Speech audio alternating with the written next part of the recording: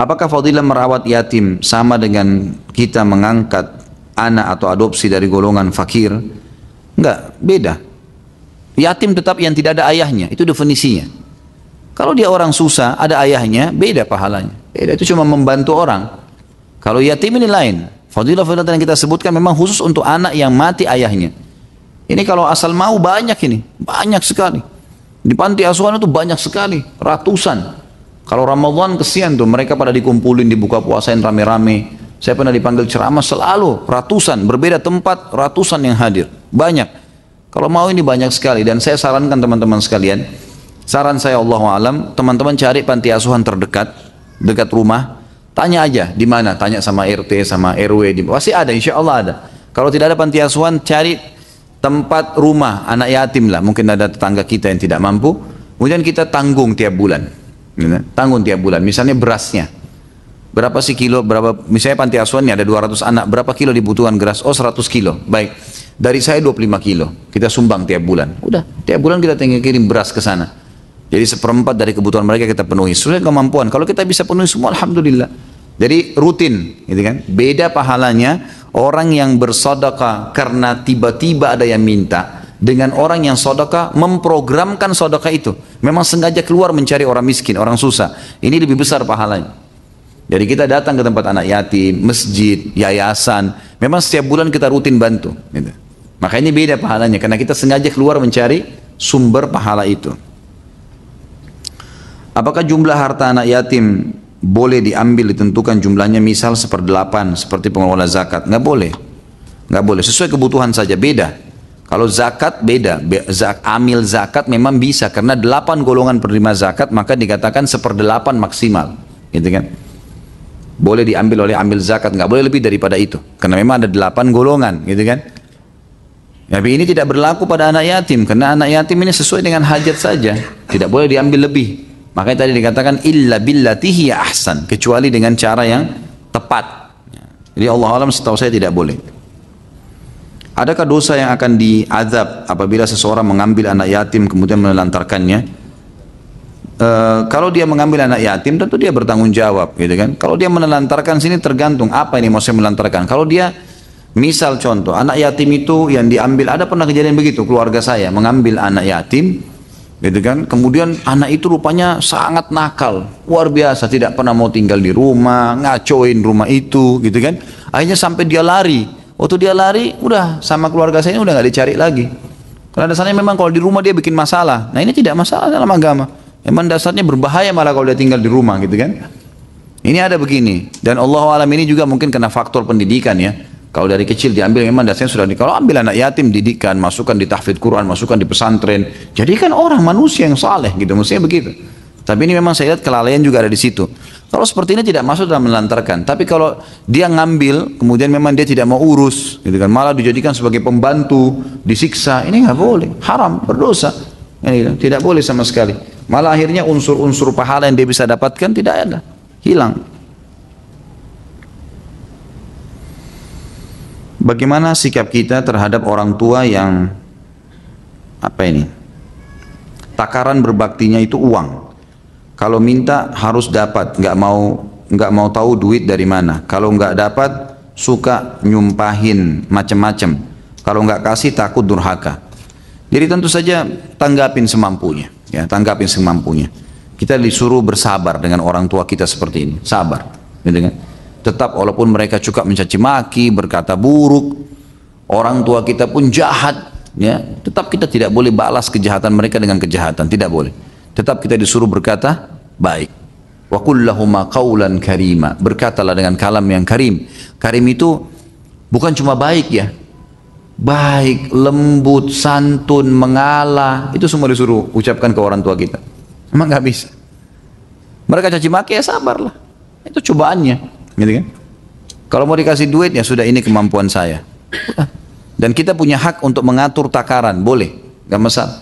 Misal gini, gaji kita 1 juta, orang tua kita minta 1 juta, tapi memang harus ada transportasi yang saya keluarkan 300.000 per bulan. Kalau enggak saya nggak bisa kerja.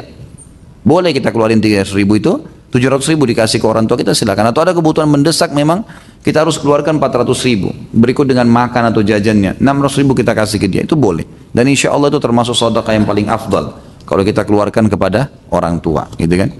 Insya Allah kalau dia ucapkan kata-kata yang tidak benar dan memang Allah tahu dia orang tidak benar, orang tua itu, Allah SWT juga tahu bagaimana tidak spontanitas juga perkataan buruk langsung tiba-tiba Allah ancamkan kepada orang anak yang saleh, itu nggak mungkin, gitu kan. Allah SWT maha adil. Ustaz, apa hukumnya menikahi perempuan hamil dan dia yang menghamilinya sampai punya anak 2, dia belum tahu hukumnya, tapi anak yang kedua lahir setelah ijab kabul, sekarang ingin bertobat dan memperbaiki diri, apakah harus melakukan ijab kabul lagi? Mohon nasihatnya. Tentu saja khilaf di antara ulama tentang masalah boleh menikahi wanita hamil. Ada pendapat yang mengatakan boleh asal dia yang melakukannya, tapi ini pendapat yang lemah sekali, lemah. Yang paling kuat adalah tidak boleh menikahi wanita hamil. Tidak boleh menikahi wanita hamil, gitu kan? Jadi memang ini pendapat yang jelas dalam hadis Nabi SAW, tidak boleh menikahi wanita hamil. Ada pernah wanita datang, kemudian dia hamil di luar nikah, maka Nabi SAW suruh pulang, bukan suruh menikah, suruh pulang, gitu kan, sampai dia melahirkan anaknya. Jadi memang yang lebih kuat pendapat adalah tidak boleh menikah. Kalau sudah terlanjur terjadi dan berpegang pada pendapat pertama, insya Allah mudah-mudahan Allah kabulkan, gitu kan, Allah kabulkan pernikahannya. Khusus anak anda yang pertama tidak ternisbatkan kepada anda. Yang dari hasil zina nggak ada penisbatan. Misal A nama anaknya dan B. Anak A ini si ayah misalnya C. Si C punya anak A dan B. Anak yang A ini lahir hasil dari zina. Anak yang B hasil setelah ijab kabul. Maka anak yang ternisbatkan kepada dia si B. Si A tidak boleh. Si A terlalu dinisbatkan kepada siapa? Ya dinisbatkan kepada nama yang dinisbatkan kepada Allah. Seperti misalnya namanya, maaf kalau ada yang sama, Ahmad misalnya. Ahmad ini diberikan nama Ahmad bin Abdullah. Abdullah ini siapa? Nggak ada. Hamba Allah, gitu kan? Itu yang dilakukan oleh kerajaan Saudi sekarang bagi anak-anak zina, anak-anak yang tidak jelas dari mana ditemukan di pinggir jalan, orang tuanya buang, maka diberikan nama Abdullah, Abdurrahman, Abdul Ghafur, nama orang tuanya. Tapi nama ini tidak ada, nisbatkan kepada Allah Subhanahu wa taala, gitu kan. Itu yang saya tahu. Anak kedua insya Allah ya nisbatkan kepada Anda, gitu, nisbatkan kepada Anda. Ini yang saya tahu hukum syar'inya, gitu kan. Jadi tidak ada, kalau mau berkembang pada pendapat pertama tadi tidak usah ijab kabul, kalau pendapat kedua memang dianggap tidak sah, maka dia harusnya ijab kabul kembali. Allahu a'lam. Saya punya uang 50 juta dari utang ke bank. Apakah boleh untuk pembangunan rumah pribadi? Saya kalau uang utang itu berbunga, utang kan tidak boleh berbunga. Saya sudah jelaskan pertemuan yang lalu ya. Berbunga berarti riba. Kalau dia berbunga berarti hukumnya haram, tidak boleh. Dan Anda kalau bangun rumah dari situ berarti membangun dari hal yang haram. Dan saya sudah bilang teman-teman sekalian, jangan lampaui kapasitas kita. Banyak orang terlalu memaksakan. Apa sebabnya KPR banyak? Karena orang mau melampaui kapasitasnya. Kenapa sih kalau ngontrak dulu? Kenapa kalau kita harus ngontrak dulu, sewa dulu, semampunya? Oh kalau gitu saya nggak bakal punya rumah Ustaz. Nggak apa-apa nggak punya rumah di dunia, nggak apa-apa. Nggak ada ruginya. Kenapa kalau nggak punya rumah? Hah, tangan kita putus? Enggak kok. Jangan paksain. Lebih baik nabung uang daripada antum cicil tiap bulan. Nabung, buka rekening di bank syariah, masukin uang. Begitu terkumpul insya Allah baru bayar rumah. Cash, silakan. Lebih mulia, walaupun kecil misalnya. Karena kita mau melampaui kapasitas kita teman-teman sekalian. Akhirnya kita hutang. Dan tidak mau tahu lagi hutangnya dari mana. Berbunga atau tidak. Riba ini teman-teman. Saya sudah jelaskan pertemuan yang lalu. 1 dirham riba lebih berat daripada 36 kali berzina. Dikatakan dalam riwayat lain 1 dirham riba lebih berat daripada menzinai ibu sendiri. Ini berat ini. Kok bisa Anda tidak tersentuh dengan hadis seperti ini? Jangan lakukan. Tidak usah paksakan diri. Belum bisa beli kendaraan, naik kendaraan umum. Tidak apa-apa. Jangan malu. Nggak ada yang harus dimaluin gitu. Gitu kan? Saya pernah jalan ke pengajian naik angkot umum terus kemudian ditanya sama jemaah saya, Ustaz naik angkot? Iya. Apanya yang malu? Ah kenapa emang? Memang saya lagi tidak ada kendaraan, ya saya naik ini. Nggak ada yang aib. Terus gengsi. Untuk apa? Mau apa nih gengsi? Apa yang mau digengsiin gitu? Satu waktu nanti Allah kasih rezeki, ada uang bayar cash, mulia. Nggak ketakutan bayar tiap bulan, nggak ada masalah gitu. Nggak ada masalah. Kata Nabi SAW, siapa yang bangun tidur, sehat badannya, dia punya makanan hari itu, maka dia orang yang paling kaya. Itu luar biasa. Gitu kan? Jadi jangan paksakan diri melampaui kapasitas teman-teman sekalian. Akhirnya menyusahkan kita. Saran saya bagaimana? Kembalikan uang itu ke bank. Ini kembalikan, saya tidak jadi pinjam.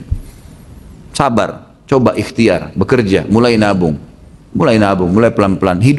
Jalani kehidupan sesuai dengan kemampuan. Insya Allah, Allah maha melihat teman-teman sekalian. Allah maha mengetahui berapa banyak orang demi Allah yang pakai sepeda tahun lalu, tahun depannya pakai BMW, pakai Mercy. Banyak.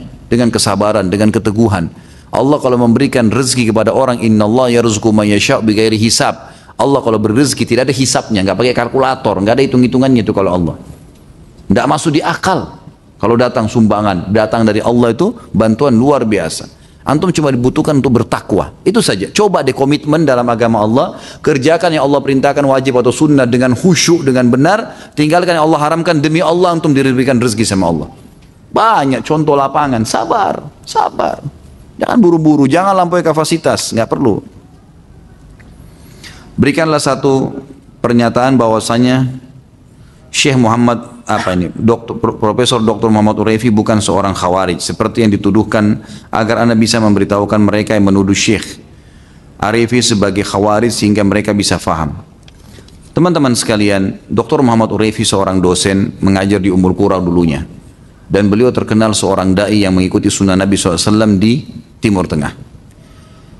Akhir-akhir ini beliau karena terbawa dengan arus muslimin yang terdesak di Syria, ya, di Palestina, gitu kan, banyak umat Islam yang tertindas. Beliau kadang-kadang pernah mengeluarkan statement, kesannya mendukung khawarij, kesannya mendukung kelompok-kelompok yang sedang berjihad, gitu kan. Tapi ini upaya ijtihad beliau, ini upaya dari beliau menyampaikan masalah itu, teman-teman sekalian. Kalau saya pribadi, untuk apa antum buru-buru menilai orang sementara antum tidak kenal? Ini untuk apa, teman-teman? Dapat apa ini, gitu kan?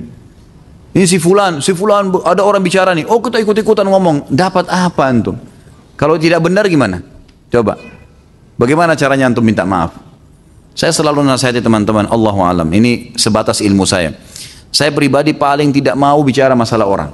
Berbahaya sekali itu bicara masalah orang, karena kalau kita benar, ya, dan ada padanya aib itu, sudah ghibah namanya.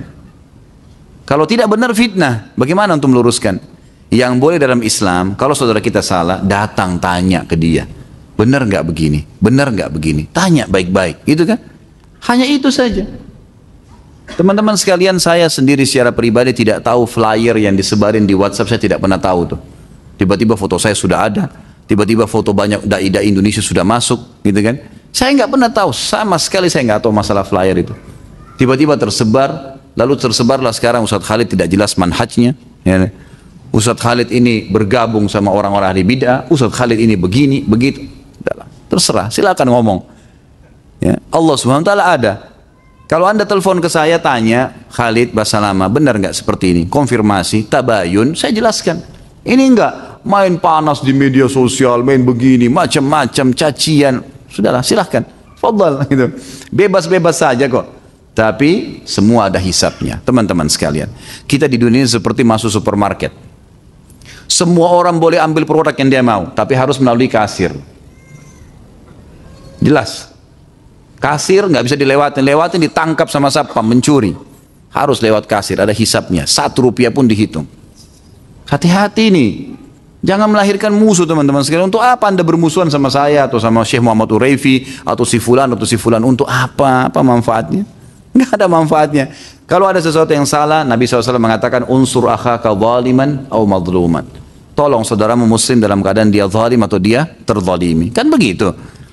Kalau kata para sahabat, ya Rasulullah, kalau dia terzalimi masuk akal. Kalau dia dizalimi, kalau dia berbuat zalim, kalau dia terzalimi masuk akal kita bantu. Terzalim, gitu kan? Terzalimi. Tapi kalau dia zalim bagaimana? Kata Nabi SAW, engkau luruskan kesalahannya. Zalim nih, jelas-jelas jahat tuh orang. Kita disuruh tolong dia, nasihatin dia. Apalagi kalau masih belum jelas masalahnya apa, gitu kan? Macam-macam tersebar, istilah-istilah tersebar. Saya sih tidak pernah mau ikutin ya. Orang mau nulis apa itu urusan mereka. Fadhal, silahkan. Saya tahu ini majelis ilmu saya sampaikan apa yang saya faham. Kalau ada yang sampaikan kepada saya konfirmasi, luruskan kesalahan saya sangat terbuka. Saya tidak pernah lihat siapa orang itu yang betul muslim, kalau ingatkan kesalahan saya sampaikan. Gitu kan? Itu saja. Syekh Muhammad Urefi pada saat beliau mau datang, nanti tanggal 17 Januari itu, saya ditelepon, didatangin oleh Syekh Fauzi, salah satu dari Ketua Rabita Alam Islami dulu di Jakarta.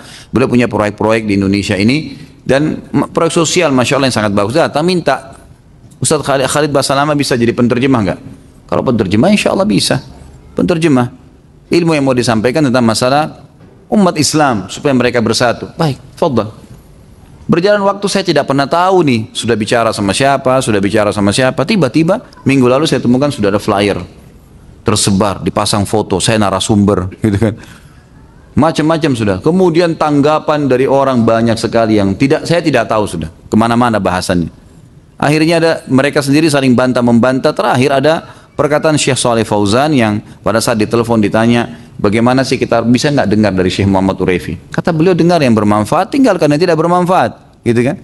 Saya juga bukan orang bodoh untuk sembarangan menerima penawaran. Orang diminta terjemahkan, kalau ada yang salah tentu saya ingatkan, salah ini nggak boleh Syekh. Saya juga niat memang sebenarnya mau konfirmasi kepada beliau secara langsung, awalnya begitu, gitu kan? Tapi saya tidak pernah tahu teman-teman sekalian dari mana flyer itu tersebar, kemudian dipasang foto-foto, narasumber, bahkan teman-teman Wesal TV dipasang di situ. Saya tanya, saya konfirmasi ke dirutnya, kepada pengawas umumnya, ini dari mana kok ada nama antum dipasang di sini? Oh kami juga nggak tahu Ustaz. Nggak ada yang tahu, gitu kan? Kok bisa dipasang logonya, kok bisa dipasang foto dan macam-macam sudah. Tapi ya itu, buru-buru banyak orang yang tidak takut dengan urusan akhirat ini langsung menilai negatif tanpa konfirmasi. Ini berbahaya teman-teman. Untuk apa siapin musuh hari kiamat? Dan saran saya nggak usah ikut-ikutan sudah, dalam masalah begini nggak usah ikut. Antum pelajari halal haram, masih banyak hukum yang belum dipelajari nih. Masih banyak masalah rumah tangga, masalah warisan, masih banyak. Nggak usah repot-repot ini. Kalau ada antum dapat ustaz-ustaz yang suka berselisih, jangan diikutin taklimnya. Atau kalau mau antum hadir, ambil manfaatnya saja. Kalau sudah sampai menghardik orang, menyalahkan orang, teman-teman sekalian, ini bukan majelis ilmu, gitu kan? Dan penuntut ilmu harus bisa membuka diri. Saya demi Allah menerima masukan siapapun. Asal memang itu benar, saya perbaikin. Saya manusia biasa, bisa salah, gitu kan? Saya juga bisa benar, ya tidak selamanya salah. Dan saya juga pada saat mengambil keputusan, saya juga takut dengan akhirat. Ini anehnya nih orang-orang yang menyorot ini, kesannya mereka takut akhirat, saya tidak takut akhirat. Subhanallah. Kok bagaimana bisa? Wala tuzakku anfusakum. Jangan kalian puji diri kalian. Huwa alamu liman ittaqa. Allah lebih tahu siapa yang lebih bertakwa. Kan gitu. Jadi saran saya nggak usah, akhi. Yang bertanya pun nggak usah repot-repot. Harus membalas, nggak usah repot-repot. Udahlah. Kan? Waja'alna limahlikihim mau'ida. Dalam sebuah ayat dikatakan, setiap orang melakukan satu perbuatan ada mau'idnya, ada saatnya akan selesai masalah itu. Ada saatnya akan selesai. Dari mana mulai berzikir? Apakah urutannya dari jari kelingking atau dari jari jempol? Dan urutannya apakah dari atas ke bawah atau dari bawah ke atas? Allahu a'lam. Saya tidak tahu, yang sebatas ilmu saya ya. Mungkin memang ada teman-teman asatidah yang tahu ini, mungkin silakan Anda ambil dari mereka-mereka. Tapi yang saya tahu Nabi SAW menggunakan zikir dengan tangan kanan.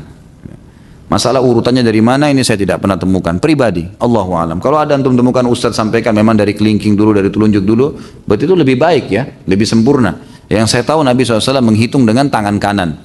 Dan dalam riwayat ini dikatakan Nabi SAW selalu menggunakan tangan kanannya untuk kebaikan.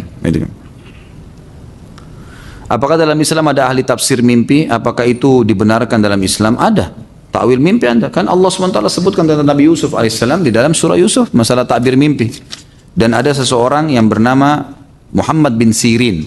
Ayahnya Sirin itu dulu pendeta Nasrani di Irak. Begitu masuk ekspansi Islam di zaman Umar bin Khattab tahun 15 Hijriah, masuk Islam nih ayahnya. Sirin ini masuk Islam, gitu kan? Maka dia dapat anak namanya Muhammad, dikasih nama. Muhammad bin Sirin terkenal ahli takwil mimpi. Ahli takwil mimpi. Dan ada bab khusus seperti di Sahih Sunan Nabi Daud, bab khusus takwil mimpi. Ada. Dan pernah saya pelajari di tingkat 3 kuliah dulu tentang masalah takwil mimpi, dan ada banyak hadis-hadis Nabi yang berhubungan dengan masalah. Dan memang ada ahlinya. Bahkan ada hadis Nabi SAW yang berbunyi, kalau kalian mimpi jangan ceritakan kecuali kepada ahlinya. Karena akan terjadi seperti apa yang dia takwilkan. Jadi tidak boleh sembarangan. Jadi kalau antum mimpi jangan ceritakan kecuali kepada ahlinya. Itu setahu saya Allah alam ada. Bagaimana Ustaz hukumnya memperkerjakan anak yatim yang memang anak yatim tersebut dalam keadaan miskin, sehingga dari pekerjaannya yang dilakukan anak yatim tersebut mampu membiayai dirinya sendiri? Boleh, nggak masalah, nggak masalah sama sekali. Kita pekerjakan, dia tidak tinggal di rumah kita lalu kita kasih pekerjaan, Tapi ingat ya, anak yatim ini saya sudah bilang tadi, jangan lupa, belum balik. Kalau misalnya sudah SMA, sudah balik, sudah kuliah, ini bukan anak yatim. Pekerjaan dia yang umumnya membantu orang susah, gitu kan. Jadi nggak boleh salah faham. Kalau setahu saya boleh saja. Kalau memang kita tahu anak yatim ini misal umur baliknya 14 tahun, umur 12 tahun dia sekolah SD sendirian tinggal, dia harus biayai hidupnya. Lebih baik kalau kita tanggung, biayai, gitu kan. Tapi kalau kita anggap dipekerjakan supaya dia belajar, supaya dia dewasa, boleh saja, nggak ada masalah. Insya Allah nggak masalah selama pekerjaan itu halal. Bagaimana hukumnya membatalkan janji menikah dengan seorang wanita non-muslim secara sepihak? Apakah perlu memberikan penjelasan wanita tersebut? Khawatir wanita tersebut menggoda dan sang laki-laki tergoda. Sampaikan saja, kenapa harus tergoda? Sampaikan, maaf saya nggak bisa menikah dengan anda karena ini. Sudah selesai, SMS, WhatsApp, beritakan. Dia telepon nggak usah dijawab. Kenapa harus tergoda? Ini bukan ketemu, duduk, ngobrol berdua, empat mata. Nah, ini yang haram, ini nggak boleh, gitu kan? Apakah anak yang tidak diketahui keberadaan orang tuanya dapat dikatakan yatim? Ada juga anak-anak yang dibuang oleh orang tuanya semenjak kecil karena anak tersebut dari hasil perzinahan. Allahu alam, yang saya tahu definisi yatim memang sangat peka. Kalau ketahuan orang itu betul-betul tidak ada ayahnya, ketahuan maka dikatakan yatim. Kalau dia hanya ditemukan, ini setahu saya ulama tidak mengatakan yatim. Kalau ditemukan ya, seperti anak zina itu bukan anak yatim, bukan anak yatim dia. Dia tidak ada ayahnya memang, tapi bukan ayah meninggal, gitu kan? Ada laki-laki pemilik sperma tapi tidak disebatkan kepada dia. Bagaimana kalau kita ikut suatu pertandingan dengan mengharap hadiah yang telah disediakan panitia, tapi untuk ikut kita membayar uang pendaftaran? Apakah ini termasuk judi? Apakah juga termasuk judi meminta makan dan minuman ketika bertanding dengan siapa yang kalah? Dia yang membayar, contoh main catur dan minta minum. Siapa kalah dia yang bayar, ya. Allahu alam, yang saya tahu minimal ini syubhat. Jadi kalau misalnya bertanding lalu minta hadiah dari yang kalah, ini lebih baik dijauhi. Tapi kalau ada panitia mengadakan lomba cerdas cermat, lomba keterampilan, lalu nanti ada hadiahnya, itu boleh, nggak ada masalah. Itu tidak ada masalah. Untuk meningkatkan skill itu tidak ada masalah. Insya Allah itu tidak ada masalah. Tapi kalau sampai tadi dihubungkan seperti yang saya katakan di awal, itu nggak boleh. Sama juga masuk tidak boleh kalau dalam judi, seperti kalau anda belanja di satu mall, dipajang mobil di situ. Ini kalau belanja di sini dapat mobil ini. Tapi harus melalui kupon-kupon misalnya. Kuponnya per 100.000 dapat satu kupon. Kalau ada orang kebetulan belanja di situ, kebetulan memang hajatnya, ada supermarket dia beli di situ. Lalu dapat kupon 3, dia tulis diisi sama dia. Boleh kah? Boleh. Nggak apa-apa. Nggak masalah. Tapi kalau dia sengaja membeli barang sampai numpuk-numpuk hanya untuk berharap dapat mobil, itu nggak boleh. Ini peka sekali perbedaannya ya. Akhirnya dia paksakan diri belanja sesuatu yang mungkin dia tidak perlukan, yang penting dapat kupon dan dapat hadiah itu. Ini nggak boleh. Ini nggak boleh. Gitu kan? Tapi kalau dia kebetulan belanja, ikut, dapat, itu nggak masalah. Bolehkah menjalankan umroh haji bila menggunakan uang pinjaman dari bank? Sama tadi. Janganlah, tidak usah. Ibadah ini akhi. Untuk apa pinjam dari bank? Kecuali Allah alam, saya tidak tahu apa pertimbangannya teman-teman dari perbankan syariah yang sekarang ada program umroh cicil, gitu kan? Itu saya kemarin ketemu sama salah satu praktisi bank syariah, dia mengatakan, kami gunakan cara Ustaz, kami datang ke travel, kami tawar travel itu, misal umroh 1.800 US misalnya, umroh reguler 9 hari. Maka kami minta, ya, atas nama perbankan syariah ini, minta kepada travel diberikan diskon. Berapa diskonnya? $200 misalnya. Baik, perbankan mengambil untung $200 itu, lalu dia tawarkan kepada nasabah-nasabahnya dengan harga tetap harga travel, $1.800. Caranya, konsumen nasabahnya bisa mencicil sampai 12 kali. Dia permudah. Ya, keuntungan yang didapatkan oleh perbankan dari $200 diskon tadi. Apakah ini boleh dalam syariat? Nah, ini memang ada fatwa-fatwa dari majelis-majelis syura, ya, yang saya tahu dari yang dibuat oleh teman-teman di bank syariah ini mengatakan boleh, dianggap itu boleh saja karena dijadikan sebagai ajang bisnis. Allahu a'lam. Apa hukumnya mencicil atau kredit mobil di salah satu dealer bila memang ada unsur ribanya? Apakah ada alternatif atau solusi lain agar saya dapat membeli mobil untuk keperluan usaha saya? Di mana transportasi dibutuhkan sebagai kendaraan operasional buat usaha saya ini. Sementara saya tidak memiliki dana cash untuk membelinya. Seperti saya bahasakan tadi sama teman-teman sekalian, sabarlah, sabar. gitu kan. Kalau saya pribadi, saya lebih baik begitu. Antum belum bisa beli mobil untuk usaha, ya sudah pakai yang lain lah. Tidak mutlak kok orang pakai mobil Mercy baru kemudian diterima proposalnya. Enggak mutlak. Berapa banyak orang pakai Mercy tapi dusta, gitu kan. Ternyata menipu. Antum modalnya kejujuran. Dan Allah SWT sangat tahu itu. Banyak orang mau jual mobil misalnya. Kemudian dia dusta. Pernah tabrakan nggak? Nggak pernah tabrakan. Batal tuh transaksinya. Dia berpikir supaya laku. Orang itu pulang, nggak telepon-telepon lagi. Sudah. Tapi dia jujur, oh iya pernah tabrakan. Tapi saya sudah perbaikin di sebelah sini. Coba dilihat, sudah masuk di bengkel. Sampaikan apa ada yang jujur. Insya Allah laku tuh. Allah SWT yang membuat kok transaksi.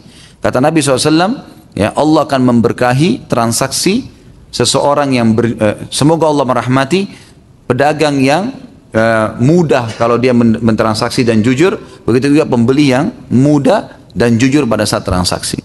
Jadi mestinya begitu. Kalau saya sarankan Allahu a'lam, coba fasilitas yang biasa saja, gitu kan? Saya sekarang pada saat mau delivery restoran, kita butuh sebenarnya mobil untuk membawa. Kalau bosan 1 ekor kambing, besar sekali piringnya, gitu kan? Teman-teman delivery yang ada sekarang di tempat saya naik motor, kalau bawa ini agak sulit. Gitu kan. Lalu mereka bilang, Ustadz bisa kita beli mobil pick up dulu. Saya bilang nggak ada dananya, belum ada dana. Gimana caranya? Mungkin cicil nggak? Kalau cicil nggak, sabar aja. Naik taksi, naik kendaraan, bayar nggak apa-apa. Sabar, insya Allah ada waktunya. Akan ada saatnya nanti. Kalau saya pribadi ya, karena ini Anda bertanya sama saya berikan solusi seperti itu. Jadi saran saya jangan buru-buru, ya jangan melampaui kapasitas, kecuali memang antum bisa dari dealer langsung. Misal gini, ada solusi lain. Misal dealer ini, mobil ini jual mobil seharga 400 juta misalnya. Baik, uang antum ada 100 juta, sisa 300 juta. Lalu antum negosiasi sama dealernya. Saya akan bayar mobil ini, saya nggak mau melalui instansi perbankan, saya nggak mau. Saya mau bayar 300 juta itu dengan cara saya bayar 10 juta tiap bulan. Bisa nggak? Bisa saja. Baik, bayarlah, cicil, gitu kan. Biasanya ada beberapa dealer-dealer itu kalau dia percaya dia akan pegang BPKB-nya, setelah setengah harga dia boleh keluarkan mobil. Tapi tidak ada bunga, tetap dengan harga itu. Ini tergantung bagaimana antum melobinya. Ini mungkin termasuk solusi ya, karena tidak ada pelanggaran syar'i di situ.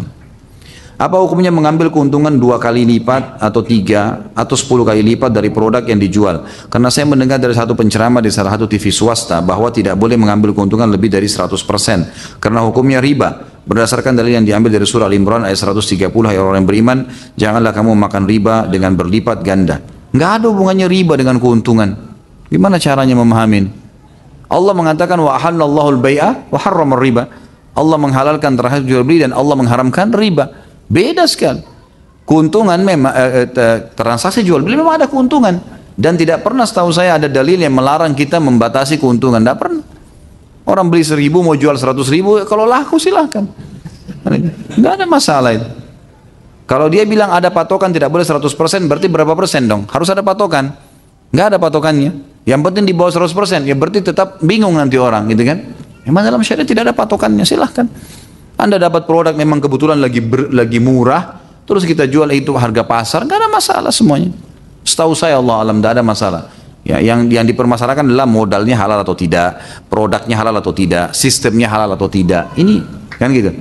Ini baru dibahas. Kalau orang transaksi jual beli harus ada, tidak boleh ada 5 hal di situ kan, tidak boleh ada riba, tambahan hutang dan gade tanpa sebab. Ya, ini kemudian tidak boleh ada gharar, merugikan satu dari dua pihak. Tidak boleh ada maisir, unsur judi, mengundi nasibnya. Tidak boleh ada unsur kezaliman, gitu kan? Dan tidak boleh ada produk atau sistem yang haram. Insya Allah ini kalau dihindari transaksinya boleh. Apabila kita mengambil produk sementara produk tersebut masih inden dan harus diproses dalam beberapa hari dan produk tersebut juga bukan kita yang membuatnya, kita menggunakan jasa tenaga ahli. Apa hukumnya bila kita menjualnya dengan syarat DP dibuka untuk pembuatan produk tersebut, kemudian pelunasan saat produk tersebut sudah jadi baru kita kirim produknya, dan bagaimana hukumnya bila produk tersebut dikirim langsung dari tempat si tenaga ahli yang kita sewa tadi tanpa kita terima dulu produknya? Karena dari beberapa artikel online yang membahas masalah fikih jual beli tidak boleh menjual produk yang belum ada di tangan kita atau produk belum bergeser dari penjual pertama. Kalau tenaga ahli itu adalah bagian daripada antum, misal ada orang buka toko tapi dia punya pabrik atau dia punya tempat pembuatan di tempat lain. Ini memang orang antum, itu nggak masalah. Tapi kalau produk orang lain yang antum ambil, antum pasang foto di online. Ini saya mau jual HP, ini mau HP-nya harganya sekian. Produk ini nggak ada kita punya, gitu kan? Kita akan ambil produk dari orang lain. Di sini boleh terjadi transaksi itu, setahu saya, asal memang konsumen pun tahu itu bukan produk kita. Misal merek HP yang terkenal, orang tahu ini bukan produk kita misalnya, memang produk lain, gitu kan? Lalu di order, dan kita lebih baik lagi kalau anda jujur. Di sini di toko saya, toko online ini semuanya via order, dan kami pun akan mengordernya kembali. Sabar seminggu, 3 hari akan datang produknya. Apa kelebihan saya ambil dari produk anda? Ya saya punya diskon 10%, misal. Apa adanya, jujur, sudah selesai, gitu kan?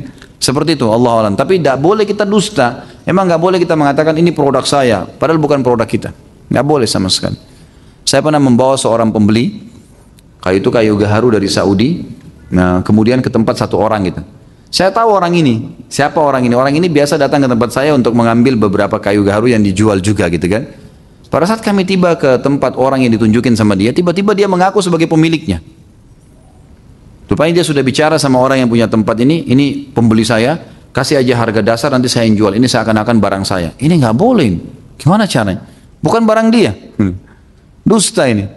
Udah biarin aja transaksi. Kenapa sih kalau transparan? Maaf saya bawa pembeli, bisa nggak saya dapat hasil di sini? Oh ya kamu punya 2%. Selesai kan? Nggak usah repot-repot. Biar aja negosiasi sama pembelinya, sama pemiliknya. Kan aman. Untuk apa repotin diri nih?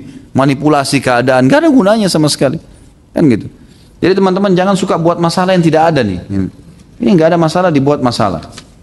Saya memiliki keponakan yatim. Suatu hari ibu dari keponakan saya meminta uang pada saya. Tapi kebetulan saya belum bisa membantunya. Berdosakah saya?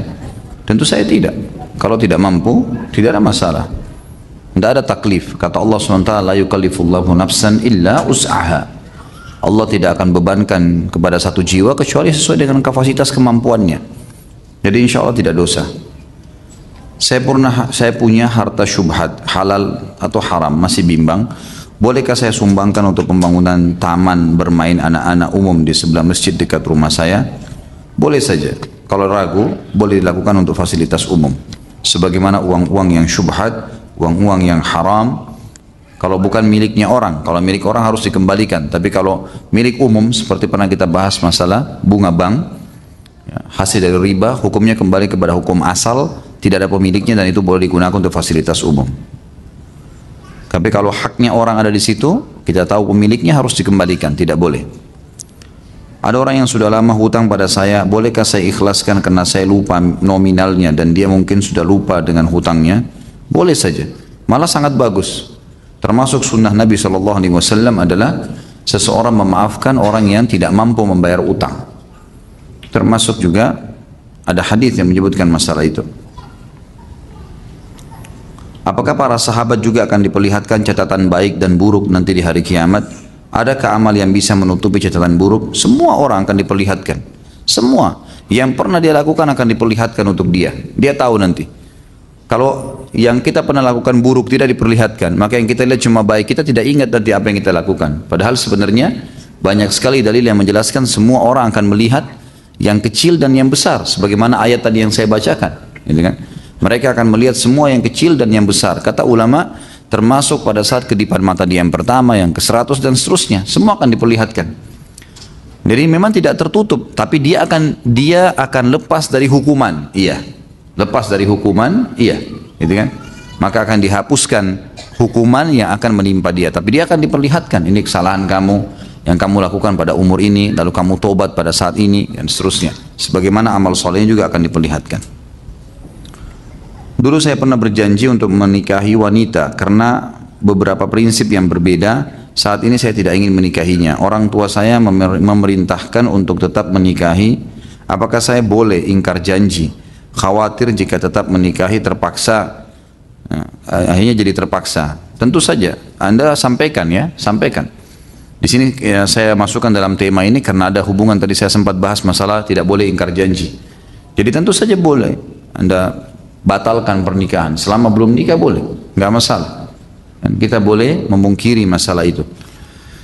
Maksudnya kita batalkan, ya. Sampaikan baik-baik bahwasanya saya tidak akan menikahi Anda karena pertimbangan 1, 2, 3, 4, 5 atau karena saya punya pertimbangan tersendiri yang saya tidak bisa lakukan. Itu saja. Tapi jangan sampai ya putuskan janji tanpa ada penyampaian. Ini nggak boleh juga. Kecuali kata ulama dalam satu keadaan janji itu janji maksiat. Itu yang boleh dibatalkan sepihak.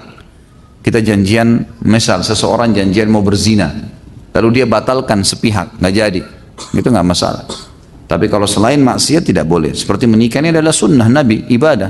Harus dia sampaikan. Maaf saya tidak bisa menikah dengan Anda karena ini 1, 2, 3, 4, 5 alasannya. Kapan saat dewasa anak yatim ketika kita menyerahkan hartanya?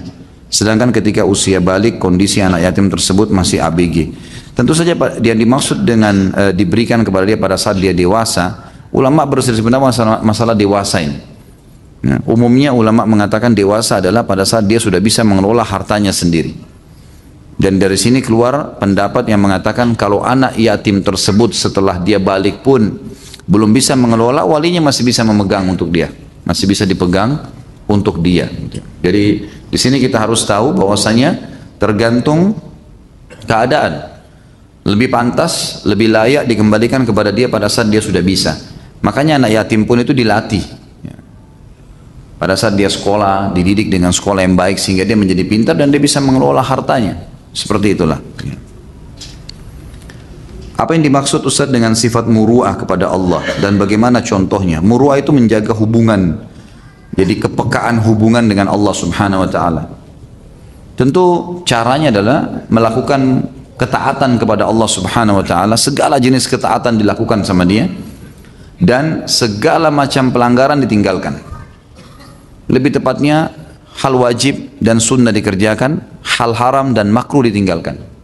Itu namanya ringkas atau salah satu pandangan dari masalah muru'ah ini. Jadi menjaga kehubungan dengan Allah Subhanahu wa taala dan sangat peka. Ulama memasukkan dalam muru'ah misalnya kalau ada orang jalan makan sambil jalan hukumnya makruh dalam Islam. Tapi kalau dia tinggalkan karena Allah masuk dalam kehormatan muru'ahnya, hubungannya dengan Allah. Sampai pada hal yang makruh pun ditinggalkan. Syubhat, dia ragu ini halal atau tidak ya, ditinggalkan sama dia. Itu namanya menjaga muru'ah dengan Allah Subhanahu wa taala. Jadi menjaga hubungan baik dengan Allah.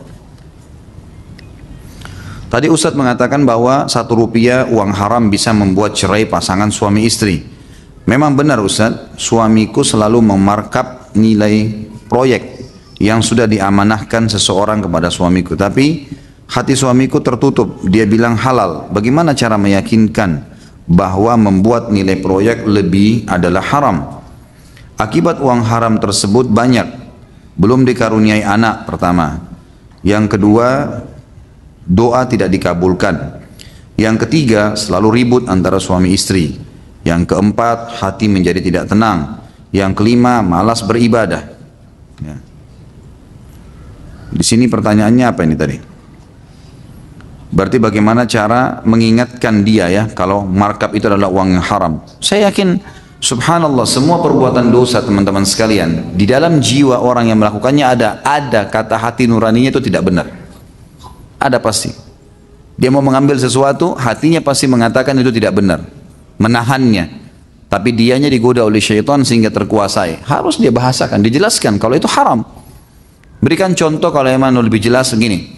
Kalau seandainya dibalik, bilang sama suami, kalau kamu misalnya, atau anda, atau apalah dipanggil nama dia, menjadi pemilik perusahaan, lalu ada pegawai seperti anda posisinya. Mau memarkup harga, memanipulasi data, mau nggak kira-kira kalau pegawainya gituin? Ini seperti retorika yang Nabi SAW gunakan kan pada saat seorang anak muda minta berzina. Kata Nabi, kau ridho nggak kalau ibumu dizinai? Enggak. Saudarimu? Enggak. Anakmu? Enggak. Lalu kenapa kau ridho menzinai saudarinya, ibunya, istrinya orang lain? Tidak mungkin. Maka retorika itu bisa disampaikan. Insya Allah mudah-mudahan sambil kita doakan kepada dia. Jadi nggak boleh memang. Lemparkan pertanyaan lain juga misalnya selain kalau kamu jadi pemimpin perusahaan dan dikhianati oleh bawahanmu, mau nggak kira-kira? Ya. Juga bisa dikatakan untuk mengetahui ini benar atau tidak. Kalau seandainya pimpinan kamu mengetahui kamu melakukan ini, kira-kira dipecat atau dipertahankan? Coba lemparkan pertanyaan. Semua pertanyaan masuk akal kok kan gitu. Nggak ada pimpinan perusahaan mau mempertahankan pegawainya yang sudah buat khianat. Nggak mungkin. Itu dari sisi rasional, ya manusiawi. Sisi agama jelas haram, nggak boleh. Haknya orang lain itu. Anda pakai logo perusahaan, pakai baju perusahaan, namanya terdaftar di perusahaan tersebut, punya daftar gaji di situ, punya meja kerja, jelas tidak boleh sama sekali mengambil apapun yang berhubungan dengan haknya perusahaan, tidak boleh. Sampai pernah saya jelaskan teman-teman sekalian, haram hukumnya antum memakai pulpen yang dikasih oleh perusahaan untuk kerja, dipakai untuk kebutuhan yang lain, tidak boleh. Kecuali perusahaan izinkan, tidak boleh sama sekali. Harus hati-hati nih. Mana yang hak antum pribadi, hak antum pribadi. Dikasih HP oleh perusahaan ini ya, untuk kerja, jangan pakai yang lain. Beli HP sendiri untuk kita pakai. Itu untuk pekerjaan. Kalau mau ini namanya muru'ah ini, pertanyaan yang tadi sebelumnya. Ini sama, menjaga hubungan dengan Allah Subhanahu wa Ta'ala. Nggak boleh memang dititipin uang, jangan dipakai. Memang untuk itu ya sudah, untuk itu amanah. Dari situ udah tingkat amanah kita. Jaga atau enggak gitu. Nggak boleh dipakai, pakai dulu deh. Nanti baru diganti akhir bulan, nggak bisa. Harus dijaga ini kan gitu. Jadi ditanyakan kepada dia, tentu saja. Dan ini efek-efek ini masih kecil, ini masih banyak yang lain, banyak. Bisa suami istri cerai, saya bilang bisa menjadi penyebab. Uang haram bisa menjadi penyebab ributnya suami istri, penyakit yang berat, banyak sekali masalah, banyak. Orang beli mobil karena uang haram, 1-2 hari dia bangga, seminggu dia bangga, mobilnya, orang bangga, puji dia.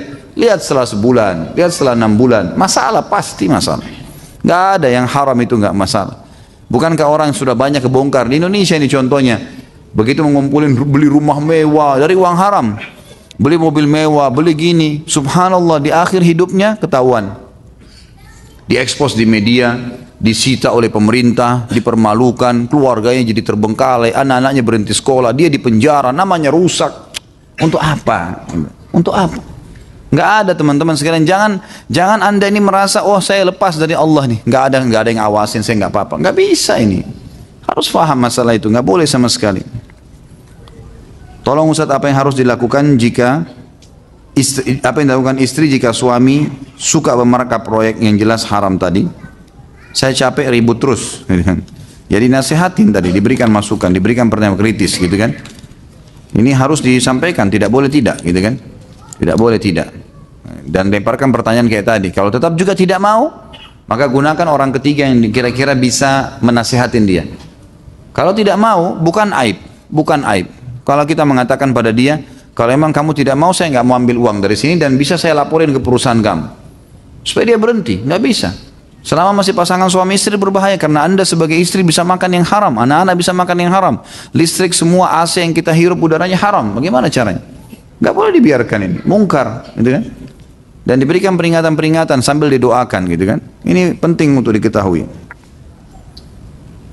Apakah Allah tidak akan menutupi aib kita di hari kiamat nanti? Tentu ditutupin aibnya. Kalau saya bilang tadi dipaparkan, bukan dipaparkan di depan umum ya.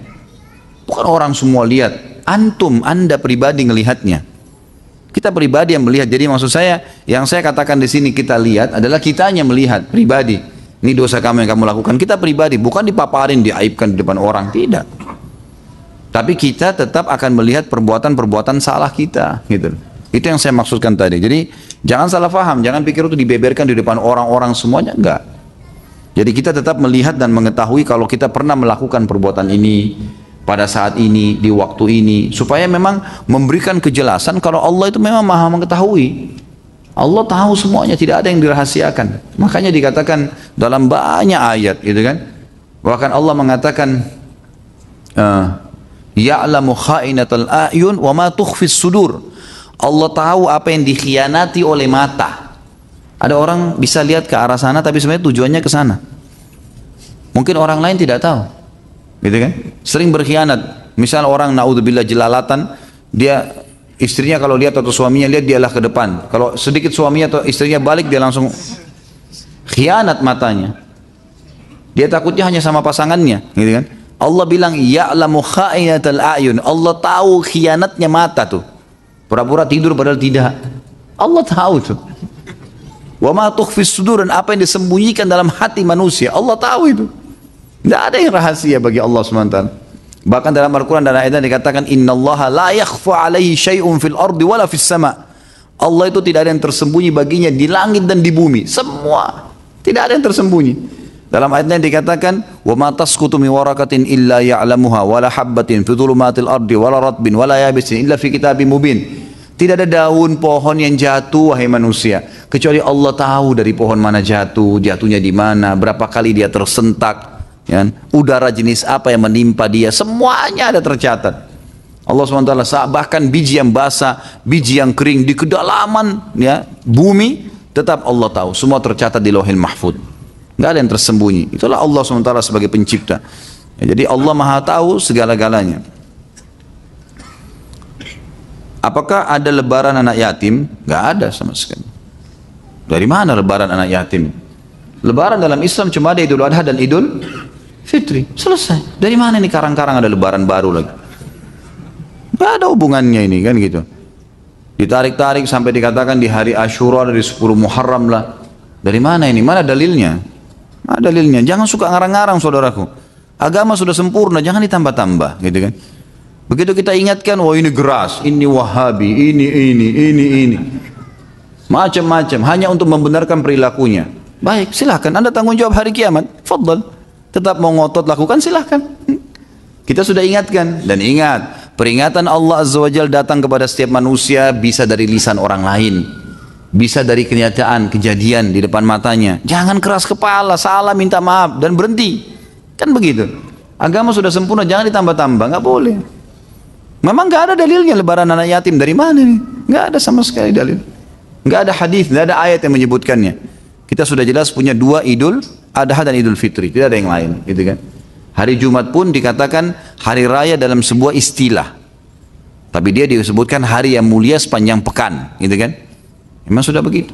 Bahkan banyak dinukil dalam riwayat-riwayat kalau Nabi SAW mengatakan Allah telah menggantikan, ya, hari hiburan kalian dengan dua Idul Adha dan Idul Fitri. Ya. Apakah anak yatim berhak menerima zakat dan apakah harta anak yatim harus dizakati? Kalau anak yatim itu termasuk dalam 8 golongan, fakir, miskin, gitu kan? Beda kan ini? Saya sudah pernah jelaskan di bab zakat. Fakir orang yang tidak tahu mau makan apa hari itu, apalagi besok. Kalau miskin orang yang tahu mau makan apa tapi pas-pasan. Jadi masuk dalam istilah miskin ini adalah seorang pegawai yang gajinya pas-pasan. Bisa terima zakat, misal gajinya 2 juta, pengeluaran rumahnya 2.200.000 tiap bulan. Utang 200.000 tiap bulan sama kantor atau sama temannya. Ini layak menerima zakat, walaupun dia punya pekerjaan. Kalau fakir orang yang tidak tahu sama sekali mau makan apa hari itu apalagi besok. Ini boleh. Kemudian kalau dia anak yatim kita lihat di sini, masuk fakir atau masuk miskin enggak? Kemudian mu'allaf, orang yang baru masuk Islam, yang bukan baru masuk Islam, orang yang masuk Islam tapi tidak dapat panduan, namanya mu'allaf. Kalau baru masuk Islam tapi sudah tahu semuanya, bahkan ada orang yang sudah hafal banyak hadis, banyak tahu macam-macam. Seperti pernah saya ceritakan, ada orang syahadat di tangan saya pada saat itu di salah satu acara pengajian. Maksudnya dia syahadat, dia ucapin, kebetulan saya ada di situ, lalu saya yang membantu dia. Waktu saya tanya kenapa masuk Islam, dia bilang saya sudah lama dengar ceramahnya Ustaz, ceramah saya. Sudah sering didengar, bahkan episodenya dihafal sama dia, episode Sirah ada, episode Nasrani. Masuk Islam. Ini bukan mu'allaf lagi, sudah Masya Allah tahu hukum halal haram itu. Insya Allah dia kokoh di agama. Mu'allaf orang yang lemah hatinya. Walaupun sudah 2 tahun masuk Islam tapi tidak pernah ada yang pandu, ini mu'allaf namanya. Walaupun 2-3 hari masuk Islam tapi Masya Allah imannya, itu lain gitu kan. Kemudian amil zakat. Kemudian orang pembebasan budak, terlilit utang, orang terputus jalan, gitu kan. Kalau dia masuk dalam kategori-kategori orang-orang ini maka boleh. Jihad di jalan Allah, orang yang mau pergi berjihad boleh. Tapi kalau tidak masuk dalam kategori tidak menerima zakat, gitu kan. Apakah harta anak yatim dizakati? Iya. Tentu saja kalau hartanya sampai pada haul dan nisab 1 tahun dan nisab mencapai 85 gram emas nilainya, maka dikeluarin zakatnya 2,5%. Yang keluarkan walinya.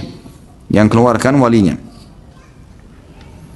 Jika pekerjaan anak yatim adalah orang yang ditinggal mati ayahnya sebelum balik, maka bagaimana jika anak yang belum balik lalu ditinggal cerai oleh ayahnya? Enggak, masih ada ayahnya kan?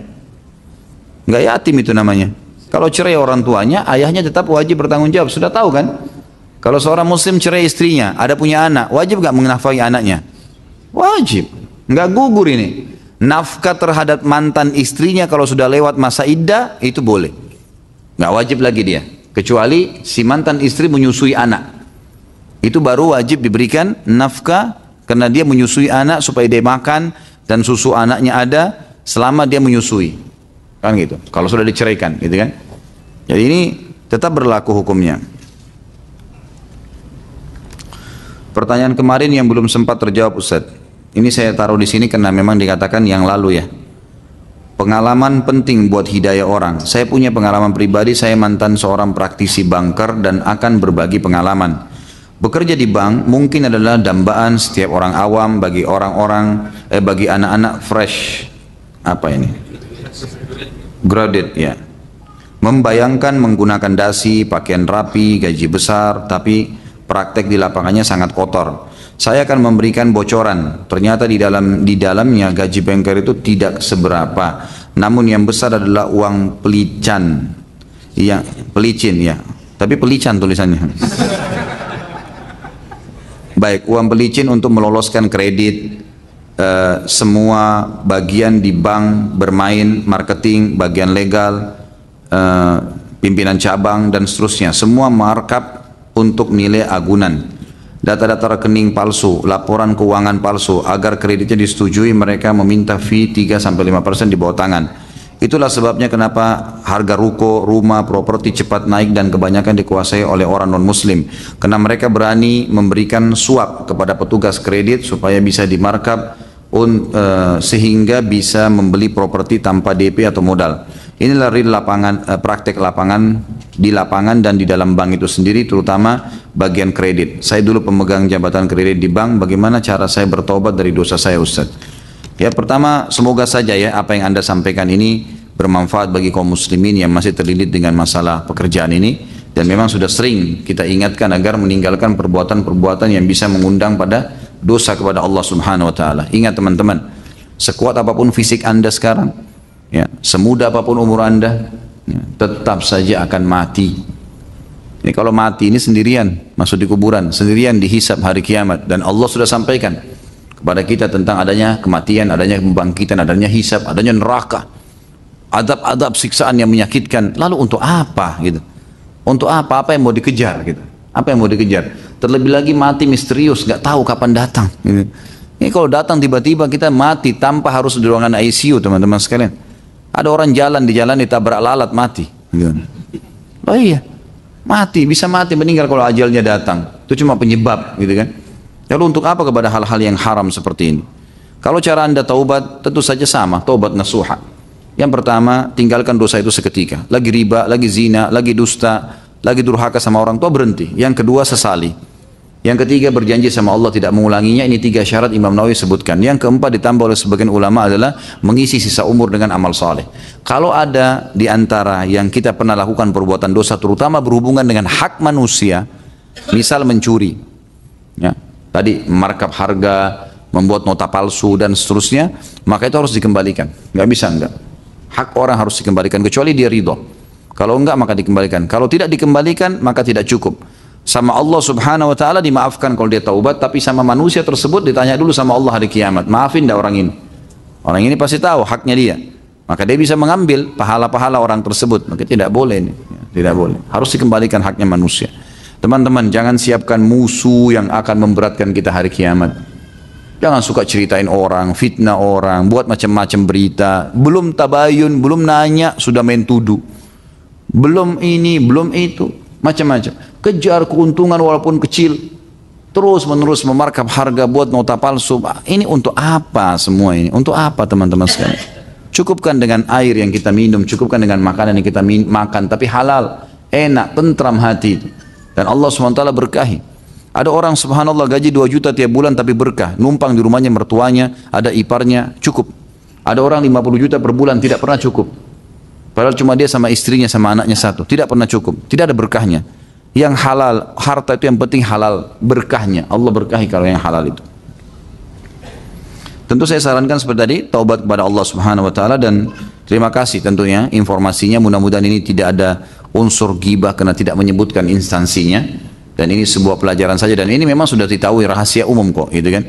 Orang semua tahu adanya permainan-permainan rekayasa data dan seterusnya. Ini semua selain dosa ribanya ada lagi dosa-dosa itu. Jadi tumpuk-tumpuk semuanya.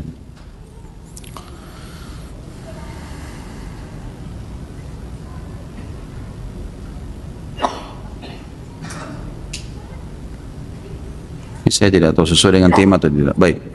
Saya salah seorang karyawan swasta yang memiliki kerja sambilan sebagai ilustrator dan komikus. Selain itu, sejak saya kuliah, saya menjadi seorang pelukis wajah di Mall Panakukang, Makassar. Sekarang saya mau berhenti melukis, menggambar, dan menjadi seorang ilustrator karena ingin berjalan di jalan yang betul. Pertanyaan saya, apa yang saya harus lakukan dengan gambar-gambar saya yang sekarang? Baik yang masih ada pada saya, pada orang lain yang pernah memesan kepada saya, dan gambar komik saya yang telah termuat di website. Yang Anda mampu hapus, hilangkan. Yang ada sekarang dihilangkan. Saya punya kakak ipar di Surabaya. Beliau seorang, kebetulan dia nikah sama kakak saya perempuan menikah dengan laki-laki ini, kakak ipar saya, dan dia pelukis dulunya sebelum menikah. Rumah penuh dengan lukisan dan memang luar biasa, dia kalau duduk melukis itu cepat sekali dan bagus kalau jadi gitu kan. Subhanallah, duduk dengan saya ngobrol sebentar, Allah kasih hidayah, bukan dari saya, Allah kasih hidayah, tiba-tiba dia meninggalkan itu. Lalu dia tanya, kira-kira bagaimana caranya mengalihkan hobi saya ini? Saya memang hobi di sini. Lalu saya berikan masukan, Anda boleh ya, antum boleh menggambar apa saja yang tidak dilarang, seperti pemandangan, kota, ya, buah-buahan. Jadi sekarang dia kalau gambar pasar-pasar kuno, Jazirah Arab misalnya dulu, dibuatlah sama dia tendanya, rumahnya, buah-buahnya, tapi nggak ada orangnya. Juga masih laku, banyak orang beli gitu kan. Ditinggalin sama dia. Lalu dia alihkan terampilannya ke kaligrafi, tulisan Arab, mulai dialihkan kepada hal-hal yang positif. Jadi hobi yang ada masih bisa, kalau masih bisa dikemas secara syar'i, dikemas secara syar'i. Yang tidak boleh ditinggalkan. Kalau yang ada sekarang di tangan Anda, usahakan untuk dihilangkan. Kalau bisa diganti, ya, dialihkan kepada hal ini boleh, bagus. Kalau yang sudah terlanjur terjual, bertobat kepada Allah Subhanahu Wa Taala, gitu kan. Dan kalau ada yang di tempat-tempat lain yang masih, pokoknya intinya masih bisa dihapus di website, di tulisan, di aset yang disimpan atau apa saja. Saat saya di MTSN, saya pernah berutang kepada penjaga kantin di sekolah saya sebesar 70.000. Namun entah kenapa saya lupa alasan, saya lupa membayarnya. Sekarang saya tidak tahu keberadaan bapak itu dan saya merasa terbebani akan hal itu. Apakah ada jalan yang bisa saya tempuh untuk melunasinya? Coba datang ke tempat sekolah lagi itu, madrasah tadi, madrasah Nawiyah yang Anda masuk itu, tanya di mana penjaga kantin dulu bapak ini, tanya, insya Allah mungkin orang-orang sekitar itu tahu. Biasanya penjaga kantin itu tinggal dekat sekolah, biasanya. Gitu. Bisa ditanya bahwa bapak itu di mana, sampai Anda temukan. Anda temukan, alhamdulillah, itu sangat baik. Ini tanda keimanan ya. Anda terdorong mau melunasi, itu sangat luar biasa. Karena itu akan menghilangkan masalah kita pada hari kiamat. Karena di hari kiamat orang ini nggak mau terima 70.000 rupiah, rupiah nggak laku di akhirat. Udah nggak laku ini. Makanya sekarang dia mau 70.000 pahala, ini jadi masalah ini. Pahala apa yang sejumlah besar itu? Ya kalau sholat ibadah kita semua diterima, kalau enggak kan gitu. Jadi masalah. Jadi coba cari tahu. Kalau tidak ketemu pun ada solusi. Bagaimana kalau saya pernah berutang sama orang lalu saya tidak tahu di mana orang tersebut, atau saya pernah mengambil haknya orang lain, sekarang saya tobat, saya nggak tahu harus kemana. Orangnya juga saya tidak tahu, mungkin di negeri lain, mungkin di kota lain. Caranya sodakahkan sejumlah itu atas nama orang itu. Itu bisa. Tapi jangan sodakahkan kalau masih ada orangnya, dan jangan malu. Maaf, saya baru dapat, temuin dia, bicara baik-baik, dan saya baru tahu hukum agama, saya menyesal. Saya pernah lakukan ini dan saya tahu dia perbuatan salah, sekarang saya baru tahu, dulu saya tidak tahu. Ini saya kembalikan, insya Allah dengan niat baik orang bisa menerima itu. Gitu kan. Kemudian saya juga pernah berutang kepada teman saya waktu SMA sebesar 5.000. Seingat saya pernah memberitahu bahwa saya pernah berutang kepadanya, namun dia bilang tidak mengapa, tidak usah dibayar. Namun itu seperti memberatkan hati saya. Kalau dia sudah mengatakan tidak bayar, tidak apa-apa. Kurang lebih 2 tahun yang lalu saya saat Idul Adha, saya memasukkan uang 50.000 ke dalam celengan berjalan dengan niat melunasi utang-utang yang saya sebutkan di atas. Apakah itu bisa, Ustaz? Kalau orangnya masih ada, bayar ke orangnya. Kalau orangnya sudah maafin, sudah lunas, nggak ada masalah. Kalau kita tidak temukan orang yang ingin kita bayar utangnya, maka boleh sedekah atas nama dia. Atas nama dia ya, bukan atas nama kita. Untuk dia memang pahalanya dia untuk dia. Insya Allah hari kiamat dia bisa ridho dengan itu. Gitu kan. Umur berapa harta anak yatim diberikan oleh pengelola harta? Ini sudah dikatakan tadi. Dia tidak batas umur. Yang penting dia sudah layak untuk mengelola hartanya, kasih ke dia. Gitu kan. Sudah layak mengelola, silahkan dikasih kembali. Apa hukumnya datang ke panti asuhan dengan tujuan memberikan sumbangan atau sedekah kepada mereka, lalu memohon didoakan oleh para anak-anak di panti asuhan tersebut supaya hajatnya dikabulkan oleh Allah Subhanahu wa taala? Sebenarnya ini khilaf di antara ulama tentang masalah boleh atau tidak. Bolehkah kita pada saat memberikan sedekah kepada seseorang, kita meminta sekaligus untuk didoakan, gitu kan? Pendapat ulama yang pertama mengatakan tidak boleh. Tidak boleh meminta balasan doa dengan mereka, gitu kan? Karena ini memang lillahi ta'ala, udahlah. Kita boleh berdoa sendiri. Dan kita bisa mengatakan, ya Allah, saya jadikan sedekah ini sebagai perantara kepadamu sebagai amal saleh yang mudah-mudahan engkau terima doaku. Itu boleh. Tawassul dengan amal saleh. Tapi tidak boleh minta kepada mereka. Karena ini seperti minta imbalan. Kalau mereka bilang, kami tidak mau doain, kira-kira masih mau bantu nggak? Kan gitu. Akhirnya kan berhubungan antara sedekahnya dengan permintaan dia. Padahal dalam Islam disuruh sedekah tanpa minta imbalan. Ini pendapat yang paling kuat dan Allahu alam saya sarankan berpegang pada pendapat ini. Pendapat kedua mengatakan masih boleh kita bertawassul dengan amal soleh kita kalau darurat, bukan setiap saat, bukan setiap saat. Misal memang kita lagi sakit, kemudian ada orang yang miskin, tetangga kita tahu janda, susah, misalnya kita kasih, ini ada titipan makanan dari si fulan, misalnya diantarkan ke rumahnya dan minta tolong didoain supaya sembuh penyakitnya. Ini masih dibolehkan tapi bukan sebuah rutinitas. Jadi jangan hubungkan antara sedekah kita dengan permintaan doa itu. Gitu kan? Umumnya lebih baik kita jadikan doa kayak pendapat pertama tadi. Jadi kita setelah sedekah kita mengatakan, ya Allah, saya jadikan ini penyebab saya sembuh. Jadikanlah sebagai penyebab saya, itu boleh.